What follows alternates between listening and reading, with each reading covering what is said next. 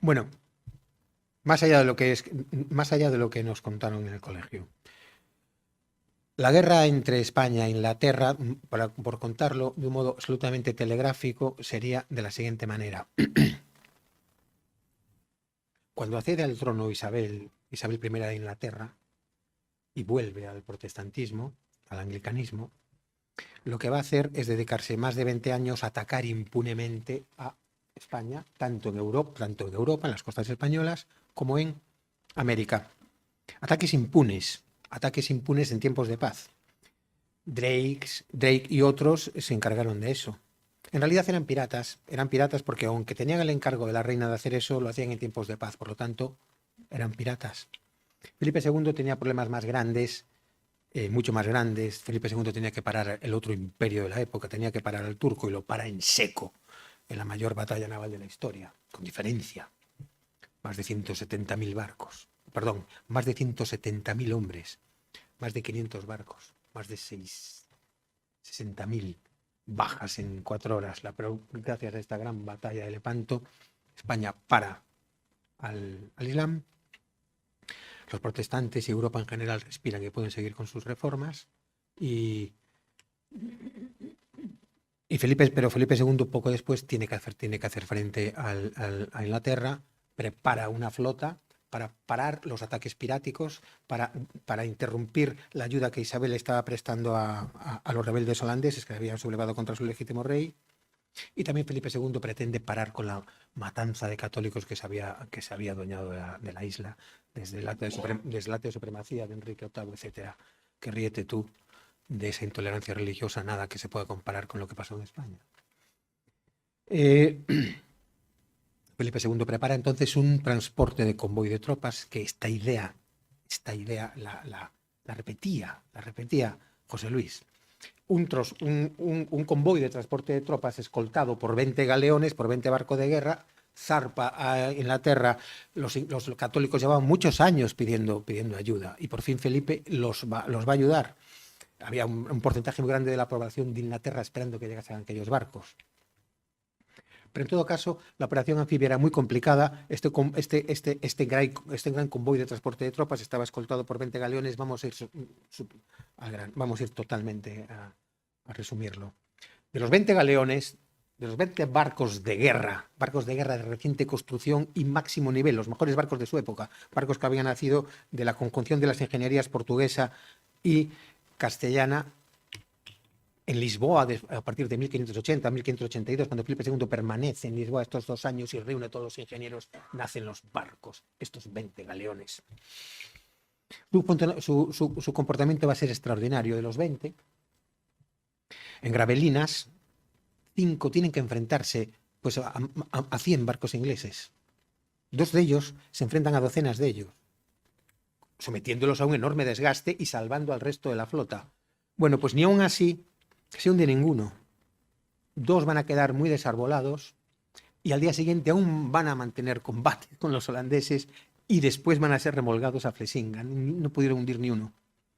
Eso sí, en el viaje de vuelta, debido a que la Gran Armada, como todas las flotas en aquella época, sobre todo las grandes flotas con barcos de transportes muy panzudos que no podían bolinear, no podían ir contra el viento ni casi de través, tenían que ser empujados viento en popa, vale, pues tienen por la directora de los vientos que volver y naufragan hasta 25 barcos de transportes flamencos y alemanes. Y don José Luis deja muy claro que las naus cantábricas no naufragaron una cantidad mínima. Volvieron la inmensa mayoría de las magníficas naus cantábricas, que eran barcos con doble función de guerra y transporte.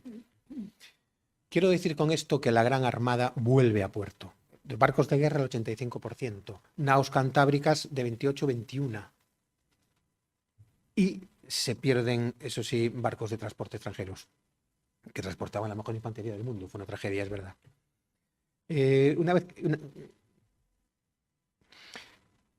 La secuencia de los acontecimientos es esta. Llega la Gran Armada al Canal de la Mancha. Ningún inglés puede acercarse a ella porque era una coreografía excepcional de barcos en formación. Al final no consiguen iniciar la operación anfibia porque en realidad era imposible, como dijo Cabrera de Córdoba, era imposible porque la conjunción se producía en un terreno de aguas profundas donde los galeones no podían acercarse a las barcazas de Farnesio, que estaban esperando para la operación anfibia. En todo caso, la Armada española se pasa de largo esto, se producen estas pérdidas mínimas por parte española, por parte inglesa nunca se ha hablado de las pérdidas, pero claro que las hubo. Un espía de Felipe II, Andrade, un gallego que se hacía pasar por portugués, habla hasta de 1.500 muertos, decenas de barcos perdidos, cuidado.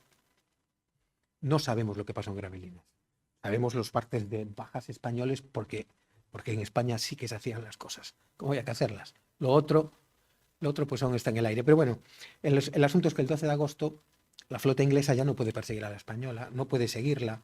Medina Sidonia se para 3 veces para retar al combate, los ingleses mantienen todo esto después de Gravelinas. El 12 de agosto ya no pueden seguirlos. La flota española tiene que dar la vuelta a las islas por la dictadura de los vientos. Isabel entra en pánico porque tiene la Invencible intacta a sus espaldas, ordena no desmovilizar a su tropa, ordena que toda la tropa y la marinería queden en unos barcos hacinados y en unas condiciones muy lamentables, y durante el mes que se producen los naufragios, los famosos naufragios de la Invencible, ese epíteto burlón puesto por Barclay, no solo para burlarse, sino también por cuestiones propagandísticas, para convencer a los católicos que tenían que apoyar a Isabel. Bueno, pues cuando se producen estos naufragios, estas bajas españolas son ya compensadas ese mes de septiembre de 1588 por las bajas inglesas producidas por un furibundo tifus que vacía las cubiertas de los barcos.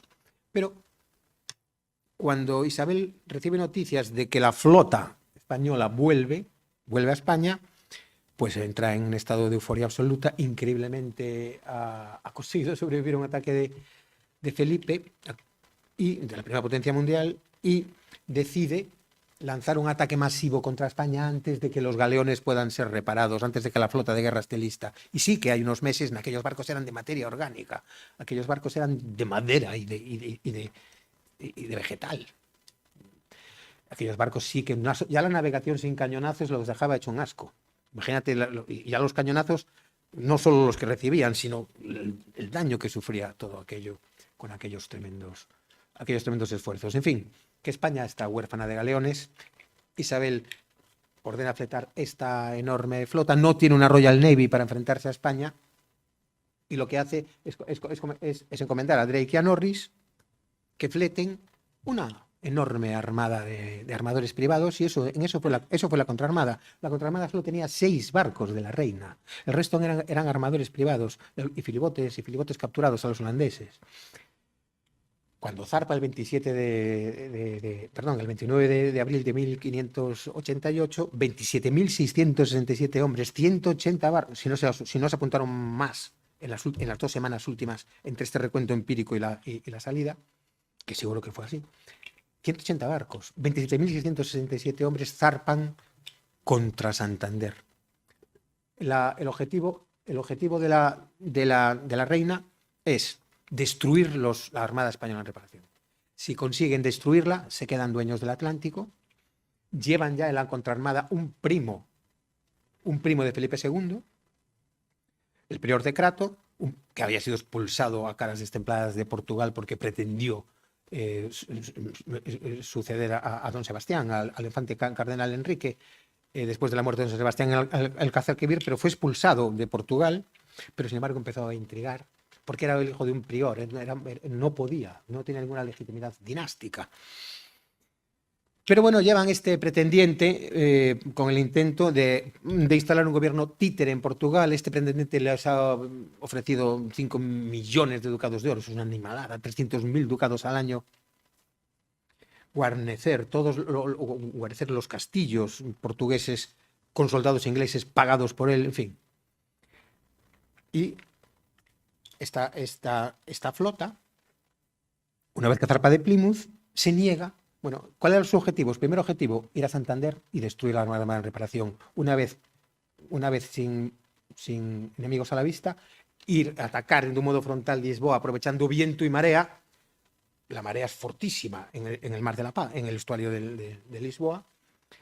Y los especialistas españoles sabían que aprovechando viento y marea no había tiempo para para ofender los barcos. En fin, que Lisboa hubiese caído.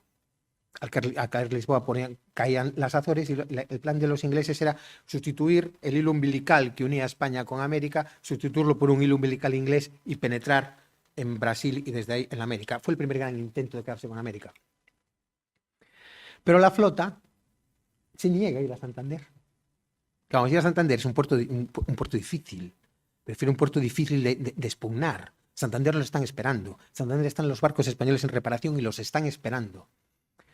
Y aunque tuviesen éxito, que hubiese sido un expediente muy difícil para la contraarmada, pero en todo caso, aunque hubiesen tenido éxito, ¿qué negocio hay en hundir barcos en reparación? No quieren ir a Santander, se niegan en redondo y quieren ir a Lisboa a saquear aquella ciudad, que era la capital de un imperio gigantesco en aquella época. Vayámonos al 16, es un siglo ibérico. En aquel momento Lisboa era una ciudad 1000 veces más interesante y rica que Londres. Y del mismo tamaño más. Pero los Drake y Norris no quieren ir directamente saltándose tan flagrantemente las órdenes reales a por Lisboa, y lo que hacen es llegar a un acuerdo. Mira, vamos a ir a La Coruña, la destruimos, Isabel se quedará contenta, no nos va a correr a boinazos por no haber ido a Santander porque por lo menos destruimos La Coruña, y nos vamos a Lisboa a hacer caja sin arriesgarnos a meternos en el Golfo de Vizcaya. El Golfo de Vizcaya. Entonces la flota inopinadamente se cae contra La Coruña. La Coruña, vamos a ver, estaba desprevenida La Coruña. La Coruña es una ciudad muy pequeña y no era lo más probable que la flota fuese contra La Coruña, pero en todo caso estamos hablando de la primera potencia mundial de la época. Estamos hablando de una sociedad muy estructurada, la sociedad española.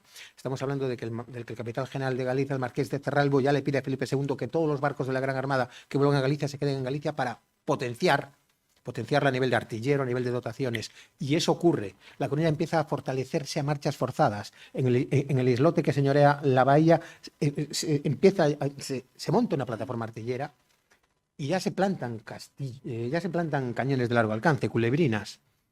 Y aún con el castillo de San Antón en construcción, cae la contraarmada contra La Coruña. La Coruña es una península. Tenía dos estructuras defensivas, un murete en el istmo y una muralla medieval al fondo de la península. La desproporción es muy grande. Estos son casi 28.000 hombres. La Coruña tenía 4.000 habitantes, en una ciudad muy pequeña, y muy expuesta a ataques. En una ciudad que incluso en la Edad Media había sido casi abandonada por los ataques vikingos, una ciudad muy expuesta a ataques. Pero Felipe II, por eso había instalado la Real Audiencia en La Coruña 10 años antes y se había empecinado en que no se moviese de allí y que se fortaleciese, porque necesitaba esa plaza fuerte en el noroeste de la península. Pero en fin, en todo caso, La Coruña puede ofrecer 650 soldados viejos, tiene una población de 4.000 habitantes, pero al ser una ciudad de realengo tenía unas milicias de 760 hombres bien armados y pertrechados. Pero bueno, ¿qué? 1.200 hombres contra esta flota no pueden impedir nada. De hecho, entran en la ría, si quieren ir por el puerto, pero entonces el castillo de San Antón con sus tiros parabólicos los hace mantenerse a raya, y el 5 de mayo lanzan un ataque combinado por el frente nocturno, por el frente de tierra, un tremendo escándalo de cañones por el frente de tierra del istmo, y por el otro lado, subrepticiamente, 1.500 hombres consiguen desembarcar intramuros en la playa corrida de La Coruña. Lo que se visita en La Coruña, todo aquello La Coruña eran como dos playas que casi se tocaban entre sí. Desembarcan por el lado del interior de la ría, cogen entre dos fuegos a los defensores del istmo. Esa noche triste de La Coruña, cientos de coruñeses pues mueren intentando retraerse a sangre y fuego hasta la ciudad alta. Consiguen retraerse. Norris va a utilizar una técnica de terror, va a someter a sufrimiento a la población en un intento de conseguir la rendición en aquella noche.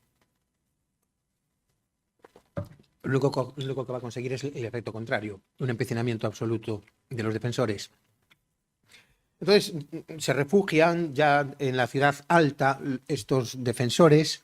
Es un perímetro muy pequeño, se forja como un tercio en que la mitad de los soldados son profesionales, y la otra mitad son los milicianos. Y lo hace muy bien, lo hace muy bien el marqués de Cerralbo y el sargento mayor Luis de León. El sargento mayor era el organizador de un tercio. También estaba en La Coruña porque todo había venido el galeón San Juan de Recalde, el más glorioso de toda la jornada de la Armada, de la Gran Armada. Bueno, se producen varios ataques.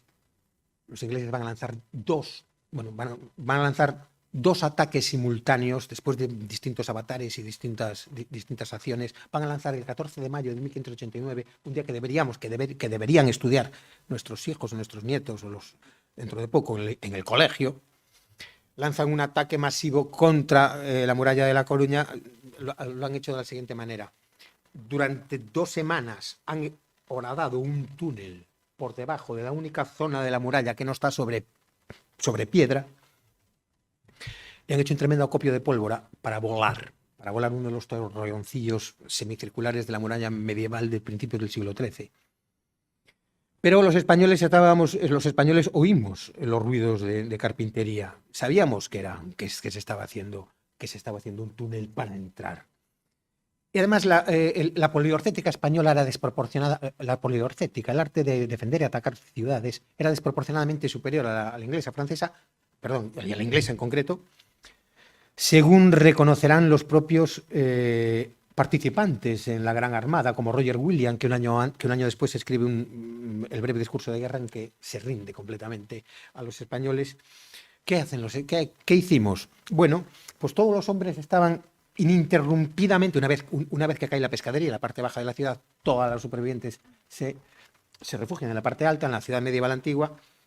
Todos los hombres quedan en guardia ininterrumpida en las murallas hasta el fin del cerco de sus vidas, pero las mujeres son libres, se encargan del resto, pero cada vez se van a encargar de más cosas.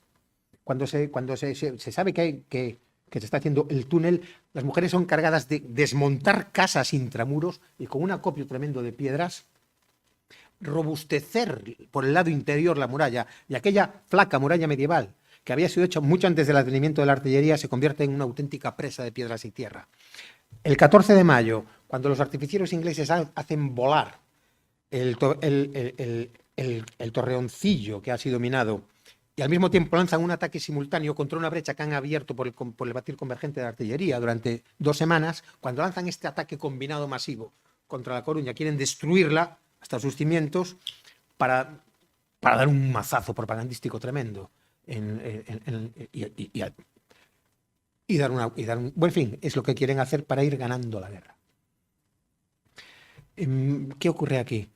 Que cuando se produce esta explosión, es tal el peso del torreoncillo medieval, que ya no es un torreoncillo medieval, sino que parece una presa de piedras y de tierra, que los gases expansivos no encuentran salida para arriba, no encuentran salida hacia adentro, como habían calculado los artificieros, y de manera muy exacerbada salen por donde habían venido la pólvora, de tal manera que Norris se dispara a la cara a la muralla coruñesa a modo de mortífera metralla. Los primeros 300 hombres son sepultados vivos, y sobre los cadáveres ingleses y las piedras se produce una lucha sin cuartel por los soldados de élite españoles que defienden la brecha. Las mujeres, entre otras cosas, lo que han hecho ha sido coger puertas, camas, armarios, mesas, todo lo que encontraron, y hacer parapetos. Eso es y una vez que cae que el cubo es disparado hacia afuera y queda esa brecha, y se produce una batalla sin cuartel comandada por Álvaro de Troncoso, capitán de infantería. Una latrista, que ya había 650 latristas. Las mujeres se atraviesan con sus parapetos. En esa brecha conseguimos sobrevivir, pero en la brecha abierta por el batir del artilleriano, llega un momento que las fuerzas defensoras ya numéricamente no tienen ya relevancia. Casi todos los hombres están muertos, heridos o totalmente agotados, porque era muy laborioso todo eso. Entonces, ya cuando se lanza el ataque final, cuando un alférez inglés sube a la brecha abierta por la artillería, y ya se anuncia el horrendo desenlace, porque los ingleses habían dicho que si La Coruña se rendía iban a utilizar todo el rigor de la guerra, en fin, que iban a pasar a cuchillo a la población. Pues entonces una mujer que no tenía nada que perder, una mujer que acababa de ver morir a su marido Gregorio de Rocamonde y que tenía a sus niños intramuros, como otras como muchísimas otras. Imagínense a los niños llorando, dentro, aterrorizados. Imagínense una mujer defendiendo a sus hijos. Eso es una fuerza de la naturaleza. No hay soldado que pueda con eso. Y no pudieron. De hecho,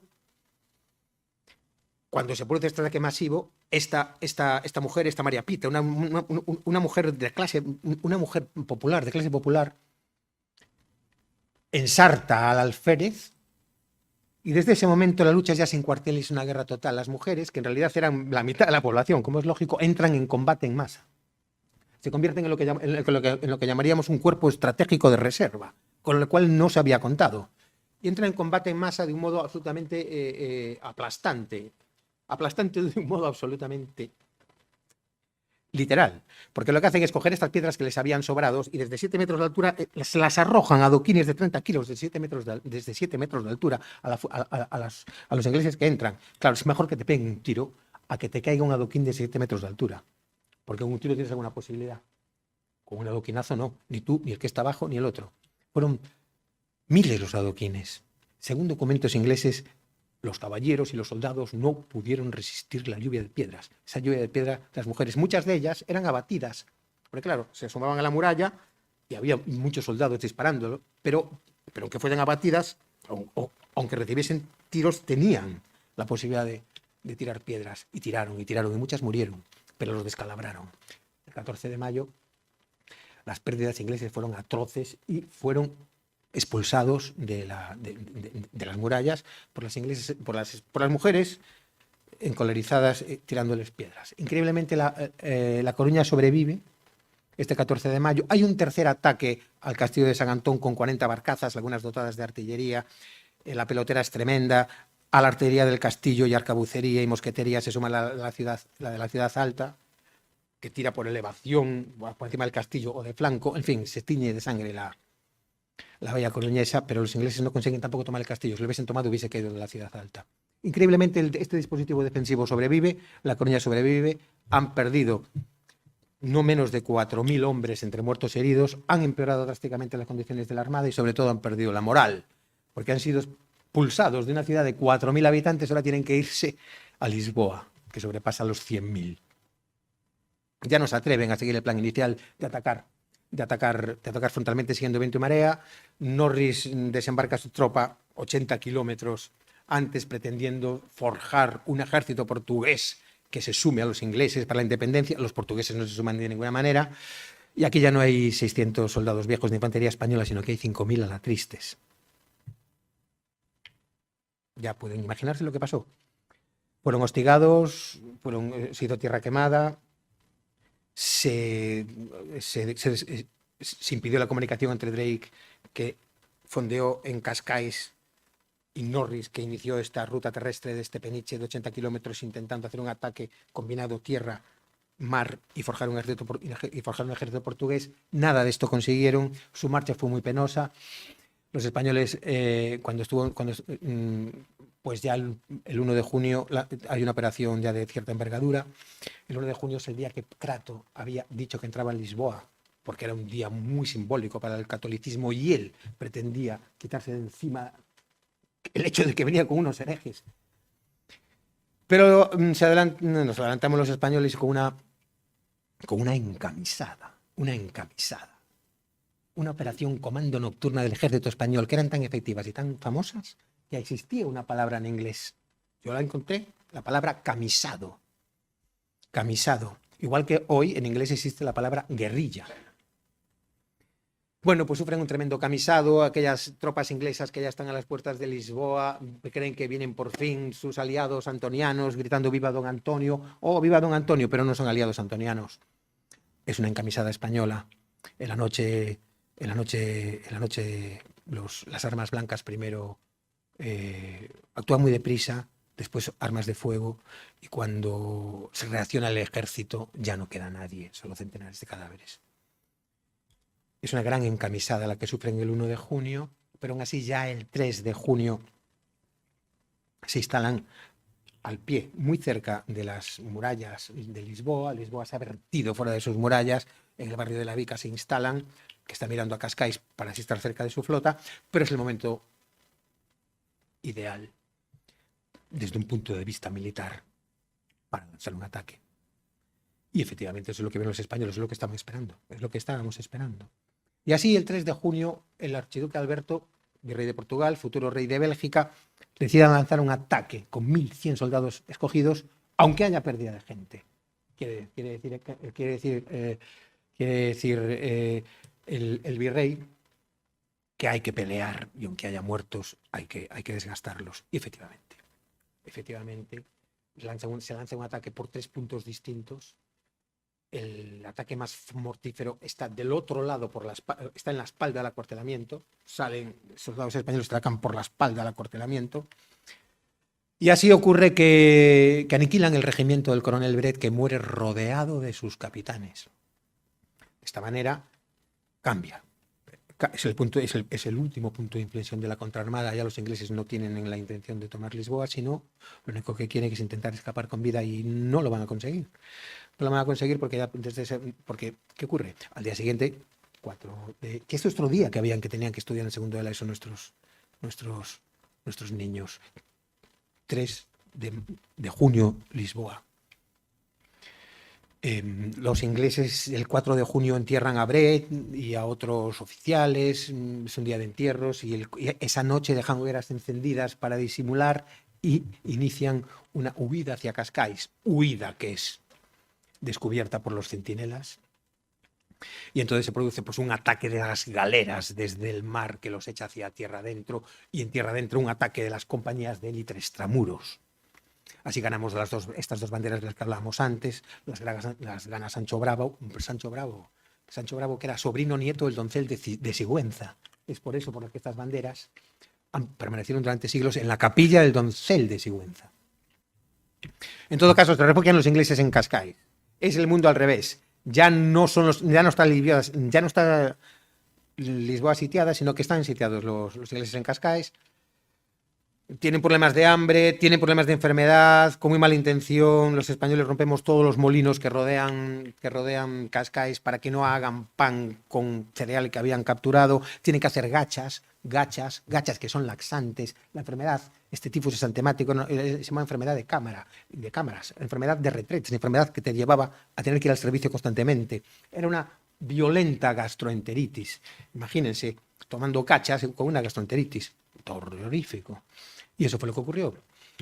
Muy mal alimentados, incluso Drake quería que ya los soldados no comiesen nada, solo poco le quedaba de comida para sus marineros. Están en una situación lamentable cuando llega al Padilla, el adelantado de Castilla, con 6 brolotes listos para ser lanzados sobre la contraarmada fondeada en Cascais, y sufriría lo mismo que había sufrido la Gran Armada casi un año antes, pero Drake ordena zarpar sin vientos propicios. Se produce una calma chicha. El día 20 de junio salen las galeras de Padilla, las galeras de Alonso de Bazán, hermano del recientemente fallecido Álvaro.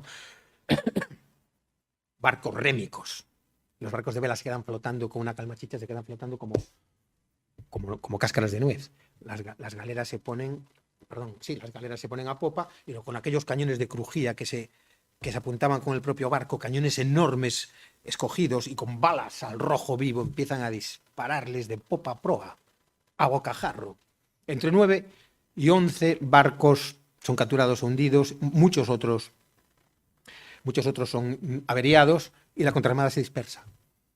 Y ahora empieza la mayor tragedia naval de la historia de Inglaterra. Sí, porque en realidad esta contraarmada tiene que ir peleando contra el hambre, contra la enfermedad, contra las averías que han sufrido los barcos, y se produce una mortandad tan extrema que van tirando por la borda, van dejando un reguero de cadáveres los barcos, salir intentando subir desde Lisboa hacia arriba, lo cual es un mal expediente en esa época del año, los vientos son contrarios. Hasta tal punto van perdiendo hombres que llega un momento en que ya no tienen hombres para la gobernabilidad mínima de los barcos. Se prestan dramáticamente marineros los unos a otros, porque si no hay un número, si pierdes un número mínimo de marineros, el barco se convierte en un barco fantasma a la deriva. Hacen una parada de emergencia en la ría de Vigo, saquean esa ciudad, que aún era más pequeña que La Coruña.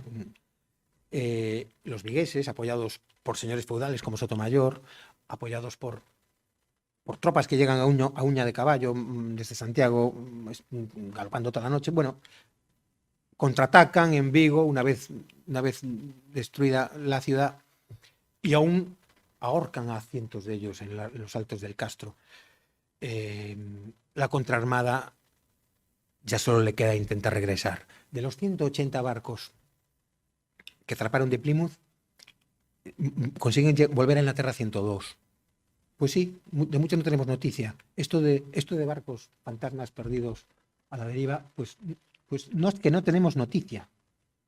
Hay especulaciones españolas. Quizá hubo un reagrupamiento en Vivero, en el norte de Lugo, donde hundieron y reagruparon tripulación. En todo caso, la llegada en todo caso, y ya para acabar con este tema, de los 27.667 hombres que zarparon de Plymouth, se presentarán a la paga 3.722. Esto convierte la catástrofe de la contraarmada en la mayor catástrofe naval de la historia de Inglaterra, algo que duplica con creces las bajas de la Gran Armada, tanto en barcos como en hombres.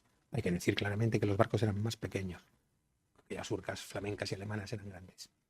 Pero el número de barcos perdidos lo duplica y el número de hombres, pues también. La catástrofe es de tal envergadura que bueno, Drake y Norris se pelean en Plymouth.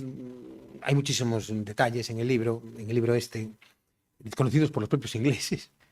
Al final, lo que van a hacer para salvar su pellejo y para salvar el prestigio de Inglaterra, Norris en esto es muy inteligente, es encargar panfletos propagandísticos que cuenten unos avatares bélicos totalmente ficticios, en inglés y en latín,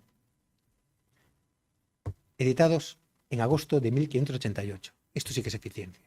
En julio llegan los barcos totalmente desbaratados y en agosto ya está publicado el panfleto que es vibrante. De repente hay batallas en las que mueren 1.500 españoles y es herido un soldado inglés. El panfleto va a ese nivel. Ha sido la principal fuente bibliográfica para la reconstrucción de estos hechos hasta hace poco. Fíjense cómo la propaganda se convierte en historia de un modo absolutamente fácil de ver. En todo caso, Isabel se pone muy contenta. ¡Ay, qué bien! O sea que los hemos aplastado definitivamente. ¡Qué bien! Oye, pues tráeme el botín, tráeme todo. No había botín, no había nada, no había hombres, no había nada. Después Isabel se da cuenta de la catástrofe, pero no los amonestó, no los decapitó, no los ahorcó. No. La primera carta felicitándolos no la tocó para mantener esa idea de que lo que contaba el panfleto era verdad. Y así la contraarmada desapareció de la historia. Desapareció de la historia y la armada y la llamada por los ingleses Armada Invencible se convirtió en algo que nunca existió. En algo que nunca existió, porque la imagen distorsionada de la Gran Armada es totalmente falsa. Y la desaparición de la contraarmada habría que llamar a Iker Jiménez, porque también es impresionante. Pero esto no es nada. Bueno, y para acabar con esta gran victoria española, cambia el signo de la guerra. Inglaterra ya no va a tener este tipo de iniciativas. España no gana la guerra porque se va a tropezar otras veces contra el Canal de la Mancha, pero las condiciones de paz de 1604 son favorables a España. España fundamentalmente gana la guerra. España consigue que Jacobo I, muerta Isabel, firme que no va a volver a atacar a España, y no lo volvió a hacer. Y Raleigh, que lo hizo, fue decapitado a instancias del embajador español. Firma no ayudar a los rebeldes holandeses y no los va a ayudar. Por tanto, Felipe III consigue unas condiciones de paz que eran las que buscaba su padre, menos una: proteger a los católicos. Y de hecho el siglo XVII va a ser un siglo atroz de intolerancia religiosa y persecución religiosa en Inglaterra. Hasta los curas tenían escondites en las casas. El agujero del cura, así se llamaba. En fin, España continuó imperando, e Inglaterra esperando. Esta victoria es imprescindible para entender la pervivencia del imperio en el siglo XVI. Pero hay otra victoria. Conocemos la victoria que ahora se ha puesto de moda, la de 1741 en Cartagena de Indias, cuando Blas de Lezo realmente revienta a Vernon. Pero hay otra victoria que me gustaría comentarles ya para acabar, no menos importante que ninguna de estas dos. Yo diría que más, que es la victoria que se produce en Buenos Aires el 5 de julio de 1807. También totalmente desconocida. También habrá que hablar con Iker. No quiero decir que esta victoria sea desconocida, pero no es dimensionada en su verdadera importancia. Porque en este momento, en 1807, España está realmente postrada, ¿no? Por muchos motivos. Inglaterra lanza un ataque masivo contra Buenos Aires, pero un ataque masivo contra el Plata. Dicho muy rápidamente, en 1806 hay un ataque pirático contra Buenos Aires. Buenos Aires no se defiende, el virrey Sobremonte inhibe la resistencia armada, huye al interior a Córdoba, capital de emergencia en caso de ataque. Buenos Aires se da cuenta que el virrey no puede defenderla y Buenos Aires tiene que defenderse ella sola. Se defiende, aquellos 1.600 hombres solo en 42 días ha sido reconquistado Buenos Aires. La población española, y además se ve en esas arengas, se ve en ese comportamiento, la población española a principios del 19 era una auténtica maravilla. En el sentido de saber quiénes eran, dónde estaban y lo que tenían que hacer. Así, una vez reconquistado Buenos Aires, ¿qué es lo que ocurre? Una vez que los ingleses lo conquistan, mandan información a Londres, y entonces Londres dice, bueno, ya está, si con 1.600 hombres tomamos Buenos Aires, vamos a asegurar Buenos Aires, tomar Santiago de Chile, y por fin llevaremos a la práctica el famoso Plan Maitland de principios del siglo XVIII para la conquista de la América Española. Entonces sale una gran flota, 5.000 hombres para Santiago de Chile, salen varias flotas para asegurar Buenos Aires y tomar Montevideo. La flota que va a Santiago de Chile recibe contraorden de ir también a Buenos Aires cuando se sabe que Buenos Aires ha sido reconquistada. Y así van juntándose británicos en la Cuenca del Plata. 3 de febrero de 1807 cae Montevideo, la plaza fuerte amurallada que protegía el río de la Plata. Cae después de una resistencia heroica y ya después se van a por Buenos Aires. ¿Pero qué pasó aquí? Que desde el ataque de 1806, cuando el ataque de 1806 se reconquista Buenos Aires, los bonaerenses saben que los ingleses van a venir con todas. Entonces Santiago de Liniers, el nuevo virrey, tras la actuación lamentable del virrey Sobremonte, lanza una proclama de vengan los ciudadanos a defender lo suyo.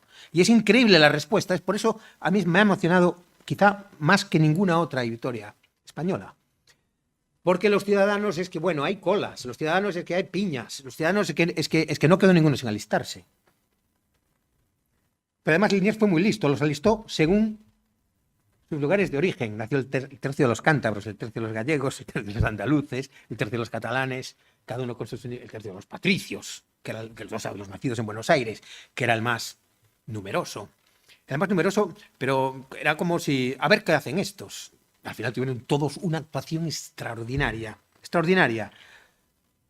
Pero aún así, ¿cómo vamos a entender que 7.000 vecinos hayan aplastado al ejército de una potencia dominante de la época? Pues ocurrió. ¿Cómo ocurrió? La verdad es que los avatares bélicos, los 7.000 vecinos se pasaron 10 meses haciendo instrucción militar. Llegaron dinero, pólvora, desde Santiago de Chile llegaron 4 toneladas de pólvora, afluyeron voluntarios de toda América, formaron el tercio de los arribeños, los esclavos, nada que ver con la esclavitud en América y en el mundo británico, pero nada que ver. De hecho, uno de los problemas que tenían los ingleses es que no solo los esclavos, sino los soldados desertaban en masa. Sí tenía la ocasión de pasarse al lado español. En todo caso, esos 7.000 perfectamente duchos en el tiro y los movimientos de línea, cuando viene el ejército inglés, salen a defender el avance en el riachuelo, pero no pueden defenderlo, no quieren defenderlo, cruzan el riachuelo. Y como gallitos, aquellos 7.000 héroes desafían al inglés, que no presenta batalla, que es un ejército más del doble, que además es un ejército profesional perfectamente pertrechado. Increíble. Al final atacan Buenos Aires desde el interior, después de varias operaciones, y después va varios errores garrafales ingleses, británicos. Es que es increíble que no hayan tomado Buenos Aires. Al final, ¿qué es lo que ocurre? Pedro Antonio de Cerviño, Martín de Álzaga, el alcalde de Buenos Aires, diseñan un plan según el cual ustedes saben que Buenos Aires tiene una estructura cuadrangular, porque es una estructura militar. Buenos Aires ya se pensó desde el primer momento que no se debía de amurallar. ¿Por qué? ¿Para qué amurallarla si se iba a verter fuera de las murallas? Entonces lo que se hace es una estructura militar con calles paralelas, en las cuales toda la artillería es útil y mucho más fácil de defender. Entonces, ¿qué es lo que hicieron? ¿Qué es lo que hicimos los españoles? Lo que hicimos los españoles fue un plan absolutamente magistral, que es cerrar el reducto central, Fortaleza, Recoba, Cabildo, cerrarlo de un modo tradicional, con trincheras, con foso. Y ahí se pusieron. Pero ahí estaban ni la cuarta parte del ejército. Las otras 3/4 partes hicieron un segundo anillo defensivo. Pues si lo cuento todo, después no va. Lo sigo contando. Hicieron un segundo anillo defensivo en las terrazas de las cuadras. En las terrazas de las cuadras, saben que Buenos Aires, al tener las calles cuadrangulares, el resultado final es que se quedan cuadras de 100%. En esas cuadras arriba, en la terraza, las terrazas de esas cuadras estaban intercomunicadas. Las puertas y la cerrajería de esas cuadras eran como castillos. Cada cuadra era como un castillo. Entran los ingleses y se van a por el reducto central. 14 columnas por 14 calles paralelas. Se van por el reducto central y nuestra estrategia fue la siguiente. Shh, que entren. Y solo cuando estuvieron dentro y a una sola voz,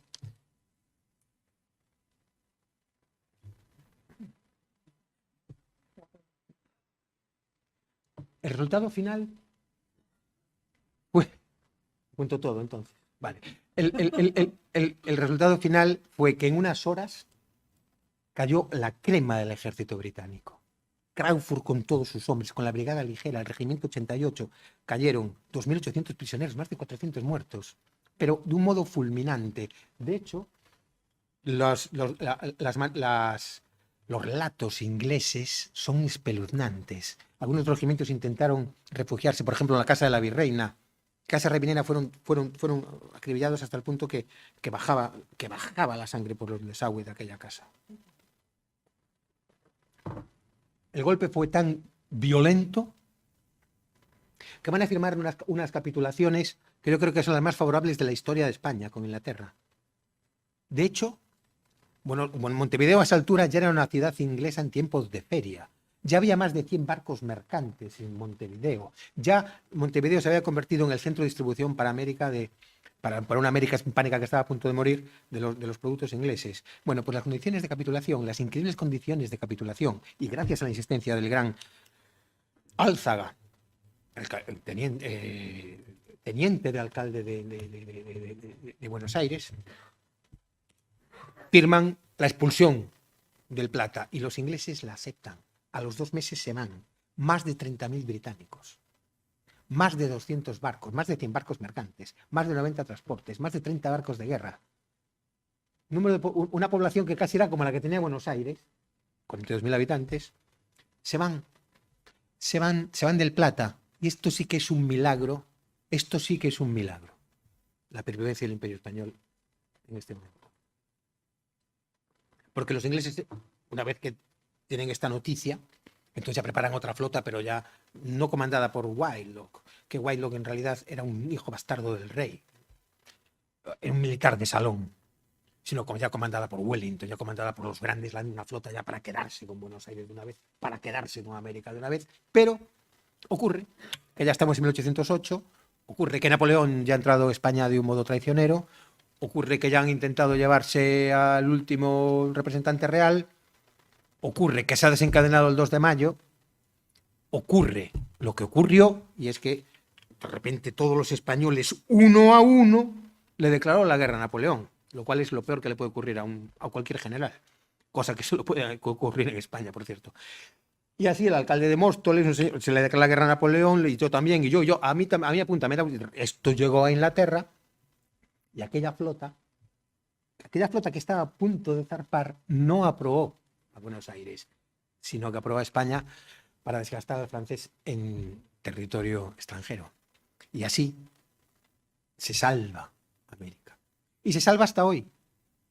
Se salva hasta hoy, no el imperio se salva porque los ingleses pasan al plan B de fragmentación, penetración y pauperización. Ese plan B les funcionó como un reloj, pero les funcionó más de lo que podemos imaginarnos, porque ese plan incluía la demonización de los españoles, y esta demonización de los españoles aún hoy es vigente.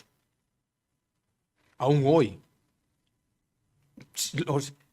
Aún hoy, la población de lo que fue el imperio español en América está aducida por esta propaganda. La victoria inglesa de 1810 a 1824, que desmonta el imperio, es una victoria militar. No hay que olvidar que participaron muchos miles de soldados ingleses y holandeses. No fue una guerra que los criollos fuesen contra los realistas, olvídense. Fue una guerra internacional. Había soldados españoles que fueron aducidos al lado inglés con el pastel de las ideas liberales, de la superación de la monarquía absoluta, de la libertad, que eran ideas que eran absolutamente válidas y que el sentido de la historia iba hacia ahí, que fueron prostituidas atrozmente hasta el punto de que en unos pocos años, pues sí, consiguieron robar todo el oro y toda la plata que había en territorio hispano. En Buenos Aires robaron tanto que no dejaron líquido circulante, tampoco en Lima. Se pauperizó de un modo absolutamente fulminante. Hispanoamérica se convirtió en lo que después llamaremos Latinoamérica de un modo fulminante, un empobrecimiento absoluto. Y hasta hoy, 1825. En 1825, los ingleses ya tenían toda la jurisdicción sobre toda la cuenca del Plata. Los habitantes de esa zona no tenían derecho a navegar por los ríos, ni comerciar con sus cosas. Solamente podían podían comprar productos ingleses, pero como no tenían dinero porque se lo habían robado todo, les daban créditos. Y ya en 1825 se firma un crédito con la banca Baring, nace la famosa deuda externa, y hasta hoy. Hasta hoy sí, pero la victoria de 1807, la victoria de 1589, la no derrota de 1588 y la victoria de 1589 y la no derrota de 1588, que tan bien investigó y nos abrió los ojos a todos don José Luis Casado Soto, todas estas victorias sí que aún a día de hoy nos permiten tener esperanza en que algún día Hispanoamérica recupere su dignidad.